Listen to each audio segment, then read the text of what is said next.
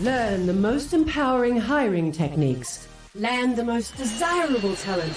Launch your company towards massive success. This is the Higher Power Radio Show with your host, Rick Gerard. All right, we are in the middle of a strange and tricky hiring era. Now, the market's hot, but so is deception, particularly with AI-coached candidates slipping through the cracks. Now, it used to be you could spot red flags on a resume. Now, the red flags don't show up until it's too late and you're already interviewing a person.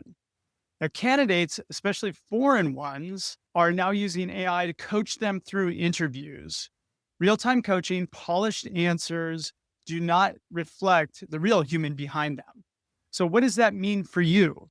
Well, it means more false positives, more wasted interviews, and real less talent. I'm Rick Gerard, and welcome to the Higher Power Radio Show. We help entrepreneurs and executives win the strongest people. We do so by sharing insights from top-performing rebel entrepreneurs, game changers, and industry leaders. Now, for those of you who don't quite know me, I'm a recovering headhunter who has successfully built and exited 2 executive search firms. I'm the founder of InterTrue, the creator of Higher OS, and author of the best-selling book, Healing Career Wounds. And someone who's just had about enough of fake candidates wasting good hiring teams' time. So today we're going to talk about how AI coach candidates are hijacking your interviews and how you can spot them and stop them before they get too deep into your interview process. Now, let me paint a picture for you. You get a resume, name looks fine, town somewhere like obscure, like Sandusky, Ohio. You do your homework. LinkedIn profile is rather thin. There's no picture, very few connections, no endorsements, vague job titles, and a school that doesn't even sound real. But the resume looks good, so you give them a chance. Now, the interview time rolls around, and let's call him John Wayne shows up. There's a poor internet connection, someone who's clearly not American by accent or appearance, and you hear background voices. You start thinking, okay. So you ask where they're located, and they say, of course, Sandusky, Ohio. You check the weather to confirm. So, like, how's the weather there today? Oh, it's about 85 degrees and da-da-da-da. And, you do a quick Google search and, it seems to match up. But there is one step ahead. It's because they are using AI to coach them through the interview process. So the questions you're asked, they're being fed answers. So AI is prepping them in real time, coaching them, giving them good answers and a fake backstory. We've actually had this happen numerous times with one of our customers until we really started to be able to nail down the pattern. And the pattern is kind of one I want to share with you guys and how to get past that. Standard questions that are asked, they nail them. So, do you have experience with X, Y, and Z? And how many years experience do you have? And what are your salary expectations? And can you work these hours? Those common questions that happen in a phone screen, those are the ones easy to get through. They can get past those pretty easily. But when you get more suspicious, you do something you're not supposed to do. You do something that in some states is illegal, but you ask, okay, how did you get your name, right? So John Wayne, who's clearly not a John Wayne, they've got a story. And the story that has been consistent through the people that we've talked to has been, oh, well, my family moved to the US a few years ago and they changed their name, which is maybe that's a possibility, but more likely AI potentially wrote that story too. That's just one little microcosm of a story that we've been seeing. We've seen over and over again, and we've had quite a few customers or clients that have actually expressed this to us too. Now we're going to get into the solution. But before that, you're listening to the Higher Power Radio Show. For our podcast listeners, we're going to take a quick educational moment from our sponsors. Welcome to This Meeting Should Have Been a Podcast, where we take on workplace issues from a skewed angle. No corporate buzzwords, you quiet quitters. And no strategic KPIs or dashboards. Get out of here. We're talking company culture, leadership, workplace. Guests who've lived through the chaos. So forget those slide decks. We're candid, clever, hopefully useful. We'll see you outside the boardroom. Go Lakers. Don't wear that. No, get out. Don't even wear that hat. Okay, we just set up the scenario of what we're seeing with somebody showing up to an interview totally AI coached, and they're making it past the phone screens and actually their technical interviews or their skills-based interviews too. So let's dig into how we solve this problem because this is the most important piece. So the patterns that we've found have been fairly common. The LinkedIn profile is a big tip off. Now, I will caveat that with we've had a couple candidates that we thought were fake that actually were real candidates. So you do have to do diligence there. Don't assume that because somebody has just a few connections and they're not active on LinkedIn that they're a fake candidate. Because man, I've been proven wrong 3 times in the past month working out that assumption. So due diligence on it. So how do we stop this problem? It's really simple. Let's break the script early. Now, AI is really good at answering standard questions and giving standard answers back. But we start asking questions that AI can't answer well. So you got to start focusing on behavioral and story-based questions in the phone screen. This has a couple benefits to your people. Number one, it brings more value to the interaction by allowing the real candidates to buy in. This is really important because there's a lot of competition in hiring top talent. I think we can all agree if you get an A player, they don't last very long and somebody snaps them up quickly. If we can add more value to that interaction, now we rise to the top during that phone screen. And that's the most critical time when your company should stand out. The other thing that it does is it empowers your phone screeners to make evidence-driven decisions. Now, what do I mean by that? Getting a full storyline of how somebody did something gives them enough data to be able to say, yes, this person is a fit because they were able to produce XYZ PDQ. And here's how they did it. So the key to this is actually behavioral questions that dig deeper. Standard behavioral questions are usually like, tell me about a time you did this and how you were able to solve the problem. Great start, but the problem is a lot of times it doesn't go deep enough. Now you can get a layer down with AI being coached.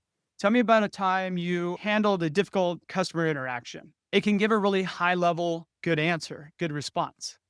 Now, this is where the magic and the wheels come off the bus. And you want the wheels to either come off the bus or stay on the bus during this conversation. Okay, so it's the digging deeper questions that are the magic here. Walk me through that step by step. How did you do that? What steps did you take to make that happen?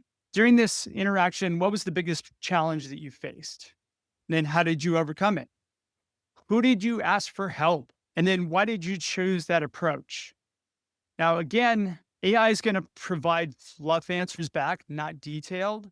I don't think it's really learned that well how to dig into a storyline or create a storyline. Maybe that'll happen sometime soon as advancements come. But for right now, what we're finding is that people get tripped up. They don't know how to answer the questions. Well, what it can't fake is a real in-depth story about how a person solved a problem on the job.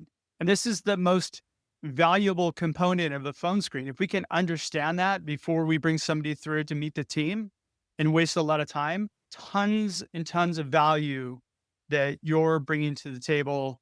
Again, it's also attracting a higher caliber of talent because again, you're asking questions that not everybody else is asking. So that's the first step. The first step is like breaking the pattern early and stop asking questions that AI can answer. The standard questions, AI can nail those. The second piece is digging into the desires of what that individual wants from the career. I found this is a really, really good differentiator in 2 ways. One, it demonstrates to the candidate, especially if they're a high-performing candidate, that you care about where they want to go in their career. That's really important because that helps me understand, is there a career path that I can create for this person? Again, this goes down the path into adding an attraction magnet to this person because now I can demonstrate back like how I can get them there if in fact my role does get them there. The second thing is, do they understand what kind of company they're really looking to join? If we're talking about AI, again, it's going to give really obscure, high-level answers that they can read. Another big clue, by the way, is you'll see the eyes kind of moving across the screen like they're reading something. But if you're on video, if you're on a phone call, you're not going to see any of that sort of thing. Here's the question that you ask. This is this is one of our standard desire questions. If you could create your next opportunity from scratch, what would that look like for you? That's not a behavioral question, but it's a question designed to understand if they understand where they want to go with their career. I will tell you that people who have a clear answer, know where they want to go, tend to be high performers. People who are just looking for a job are going to be very careful about the answers they give because they don't want to say anything that kind of discounts them from moving forward in the interview process. Follow-up questions. Again, this is where the magic comes in. What would that company look like, ideally? So you're going to delve back into their vision of what does the ideal company, the company they thrive in, look like?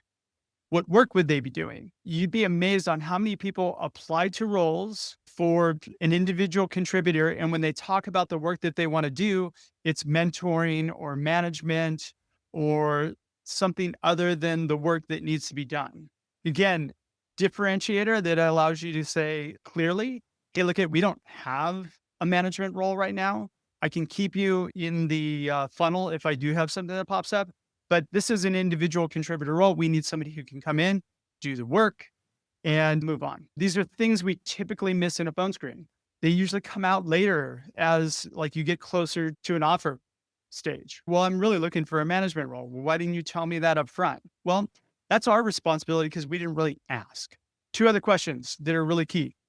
What culture do you do best in, or what culture do you thrive in? What type of culture? Understanding where they do best. If you have a very team-driven culture where it's a lot of collaboration and somebody wants to work autonomously and only show up for meetings at a time when it's designated so they can focus in on work, they're not going to be a match for your company. And then what size company that you do best in? I find this is one of the most important questions you can ask somebody that, again, AI can't answer any of these 4 questions because it doesn't know how to answer, right? These are very specific to the individual.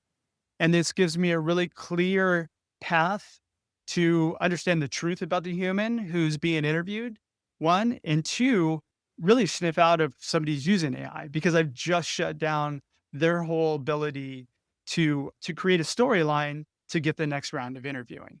So AI completely crumbles when the story has to be detailed, human, and real. Keep that in mind. These are just a few elements, 2 elements that can get you to a point where, hey, look we can get the right people in the funnel.